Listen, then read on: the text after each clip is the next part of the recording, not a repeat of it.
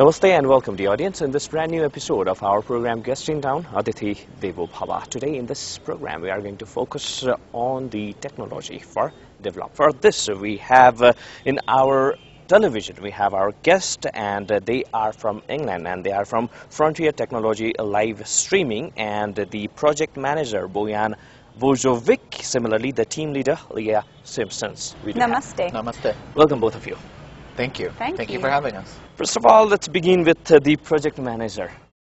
Tell us something about this visit of yours. Sure. I could start by telling you a little bit about the project itself first. So Frontier Technology live streaming is a program funded by UK aid from the UK government, and it has the goal of promoting the use of frontier technologies in the Department for International Development's programming. So by frontier technologies, we refer to things like solar desalination, 3D printing, drones, and other sort of new technologies.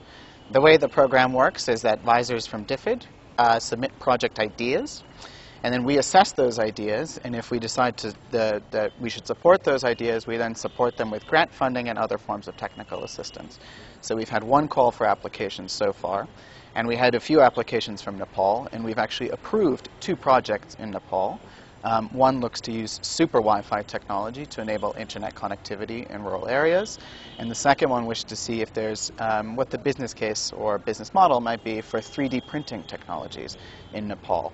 So Lee and I are here leading the scoping and design for these 2 projects. What kind of project is this? Do you want to add something more on this, what he has said, which Just that it's a really exciting time. as the team leader? As the team leader, it's a very exciting time for Frontier Technology, and indeed for Nepal. We've seen quite a lot of innovation in the time that we've been here working on our 2 projects, and it feels like there's a really great scene using technology in Kathmandu and around Nepal. Right. When did you come to Nepal? We've only been here for 10 days, Okay. not long enough. What did you do? What did you do in this 10 days? So we spent the first part of our trip here on the Super Wi-Fi project, where we're using Super Wi-Fi, which is actually the white space that television channels usually use to broadcast TV, to connect rural communities to the internet. So for that we went and visited Dading Bese, yes, to see what the highest point was and how we might be able to connect as many people as possible to the internet using Super Wi-Fi technology. So we spent the first 3 days of our time in Nepal off-road and in Dading, and visiting some of the schools that we're hoping to connect to the internet, and just seeing what was possible. And then the second half of our trip has been spent on the 3D printing project, but mostly in Kathmandu.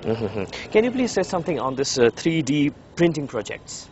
3D printing technologies is something that I'm becoming familiar with only now, but it enables people to print. What kind of project is this? What kind of things is this, 3D filming project? Yeah, so it's actually possible to engage 3-dimensional printing to print entire objects. So they can either be very simple, sort of things like tweezers, or they can even be more complex. There's actually an organization here in Nepal that's even printed prosthetic limbs. So the idea is it's a very nascent, it's a very new sort of community here. I think there are about maybe 10 to 20 entities working. And so the interesting thing about Nepal is that the cost to import some of these products is really, really high, because Nepal is landlocked, and because you have so many beautiful hills and mountains, it makes it really costly and time consuming to get products to where they're needed most, especially in humanitarian contexts. So we're trying to think about whether we can use 3D printers to print the things that are needed, instead of buying them in and having to spend a lot of money and having to wait a long time. So that's exactly what we're trying to do with our project, is we're trying to work with an NGO or with potentially a medical supplier requirement and print those products instead of buying them in. I guess when you 2 went to the Dading Bese, isn't it? Yes. What did you see? What was the main core objective? How the schools from that area they are trying to implement, this project, this Super Wi-Fi project? So we undertook a number of activities in Dading province. So we actually we went up to the top of a hill where the mast that would be put in to beam the Wi-Fi to schools in the area would be put in. So we actually visited the site. We then also visited a school in the Dading province area, and then we also went and we spoke with the local government official working on education. I believe the deputy head for education in the province to make sure that they are engaged as well. So did you see any possibilities of this super Wi-Fi connection in that area, because there are so many technical lapses in the country, isn't it, Nepal? As we know that we are the least developed country. Do you see any technical constraint in that? Well, the idea is that super Wi-Fi technology, which uses frequencies, that are TV frequencies that are otherwise unused, the idea is that this technology could provide a more reliable or perhaps cost-effective or efficient way to actually connect schools in these rural areas with such challenging geography to the internet. So that's the idea, and that's what we would like to test as part of this. So the geographical location or this kind of barriers won't create any kind of problem in the implement. I mean, that's the thing that's great about super Wi-Fi, is that it... yeah. Can you please tell something about this super Wi-Fi? How does this work, sir? So if you think about, you know how sometimes when you go into rural areas, you lose 3G connection on your phone, but you can still watch television. Yeah? So because super Wi-Fi is working on the same frequency as television, it is able to broadcast with much greater strength, which makes it perfect for rural communities, especially ones that have got topography that makes it quite tricky with hills and mountains. And so there are a number of schools in Dading Besi that have already got computer labs, but those computers aren't set up and aren't connected to the internet. So we're planning to, in the next month or so, put the mast up in Dading Besi and connect the first school to super Wi-Fi. And that's what we're planning at the moment. So it is in the planning phase. It's in the planning phase. What are the strategic goals, or what are the strategic plans that you are focusing on? Well, there's a lot of training and work being done at the moment with teachers, so that they can right from the beginning. Let's say from the right from the beginning, the first phase, the second phase, and the the strategic goals, the strategic plans. Can you please highlight something on it? Well, it starts where Bojan was saying that we hosted this competition, and there were two really great projects from Nepal. The super Wi-Fi project was one of them, and really the aim is to think about how the internet and how connections to the internet, especially for teachers, can help in the classroom and can lift the standards of education. We're also thinking about doing a program that connects students in Nepal with other communities and other schools abroad in places like Singapore. So, when I was a child, I used to have a pen pal and I used to learn loads about other parts of the world. Now the children in Dading Besi will be able to get on Skype and learn lots about other communities and other countries. Can you please add some of the advantages over this, mobile data and everything, the super Wi-Fi? Sure. Well, I mean, by enabling internet connectivity in schools, it will of course reinforce a lot of the programs, a lot of the objectives that the Nepali education system is trying to promote within its schools. And it will also be, there's a lot of good educational resources on the internet as well. So by providing that connectivity, students will be able to access those where they previously might not have been able to. And so the example that one of the school principals shared with us was, if you're trying to teach a child about volcanoes, it's quite difficult to, you see a picture of a volcano and you're describing what a volcano is capable of, but, a quick video online will be able to really bring that to life and help their education. And of course we do this, making sure to take all kinds of safeguards and things, right? So we're working to also ensure that there's proper filters in place so that the internet is used for the right reasons as well. While talking about this kind of development in technology field, right? How do you see the role of the technology for development? Ooh, that is a very big question. Well, that's what our program is trying to explore, that is exactly what we're trying to explore. So not just with 3D printing and super Wi-Fi here, but we're also we have other projects that we're supporting around using smart computing, solar battery technology. In Nepal. Not in Nepal. Those are in other in other other UK-aid countries. Yes, because the program covers all 28 countries, and then of course we support projects in countries from which we receive applications, and then when we decide those applications are worth supporting. So we're exploring, and really what the program is trying to do is trying to promote the use of those technologies, try them, also. So if they work, then that's great.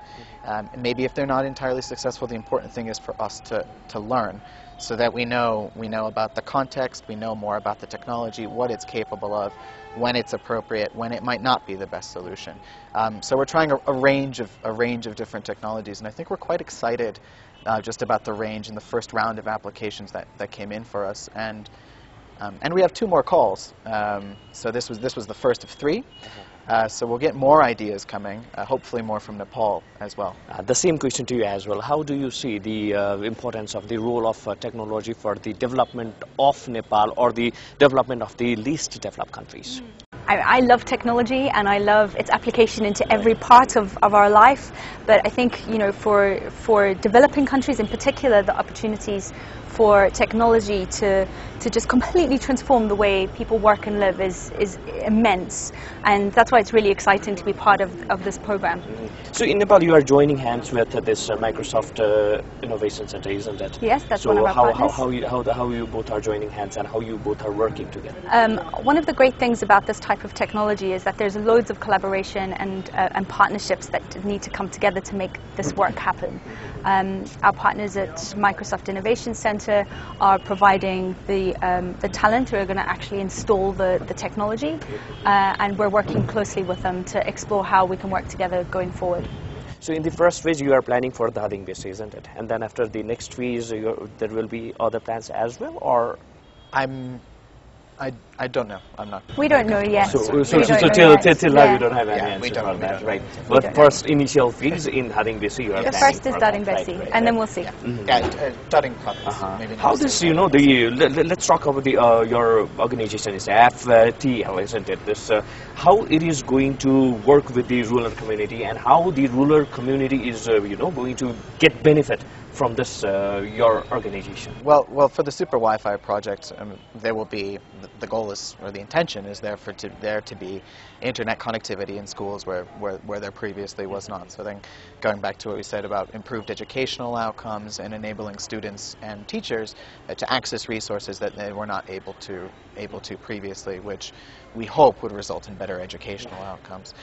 For the 3D printing project, I would still say we're in our early days, but something that we certainly have thought about is how could this contribute to the rural development of Nepal, either by enabling forms of 3D production outside of Kathmandu in more rural areas, or talking about perhaps delivering products that might be 3D printed to those in rural communities who might need them.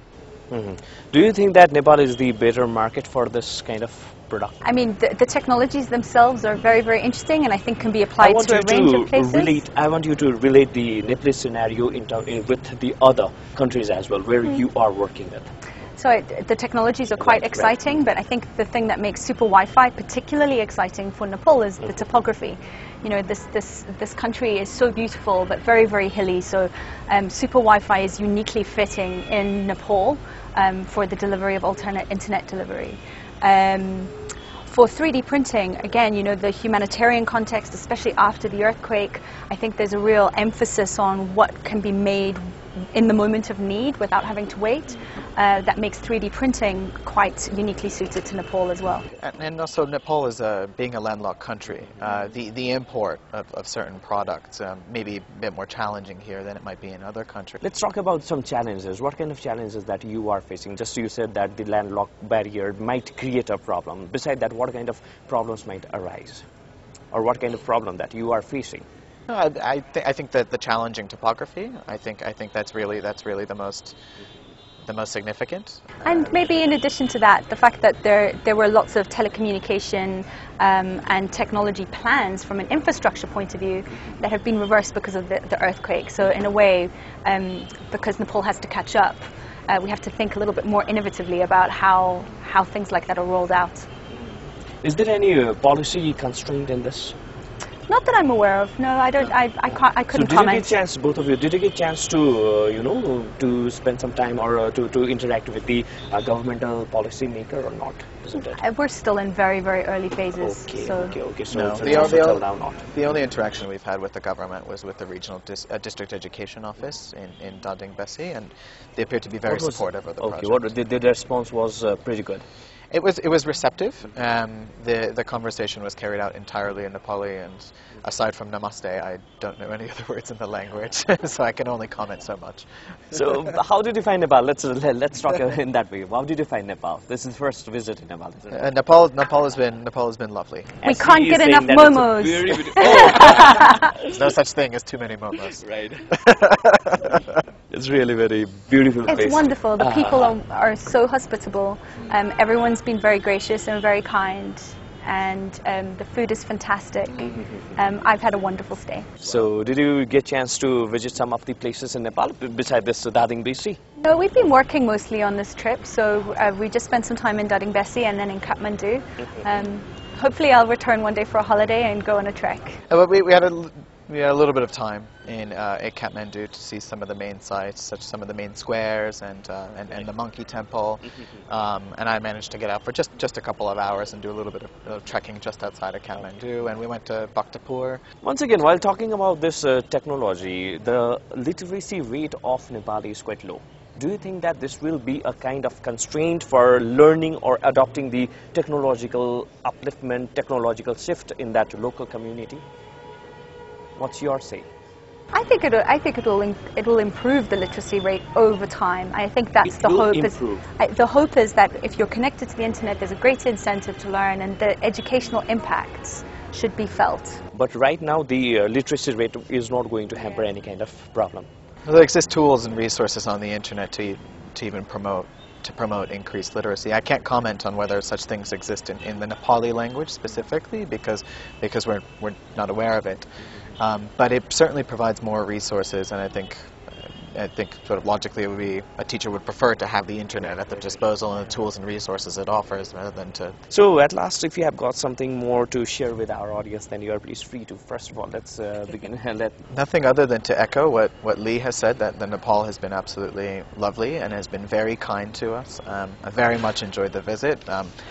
Just to add to what she said, the weather here right now is much more hospitable than what we normally have in February in the United Kingdom, and it's also very safe, and it's also I think the sort of the longest lasting impression have been with the people. The people have just been very genuine, very kind, and at least with the people that we have been working with have been very open to innovation and to working with us really in a collaborative fashion to make these projects a success. Do you have some long-term plan? With everything that we're doing, we're thinking about how to make sure that it's sustainable, and we're definitely going to be in the next phases of the project thinking about how we can make sure there's a business model so that it's not just a project. Are you optimistic? I'm so optimistic. We've met such great talent. I believe that Nepal is a fantastic country for frontier technology, and I think it's going to be great. I'm also very optimistic. I think that there's a very, very strong network of people here. So not just the stakeholders we work with directly, but there's a lot of other actors.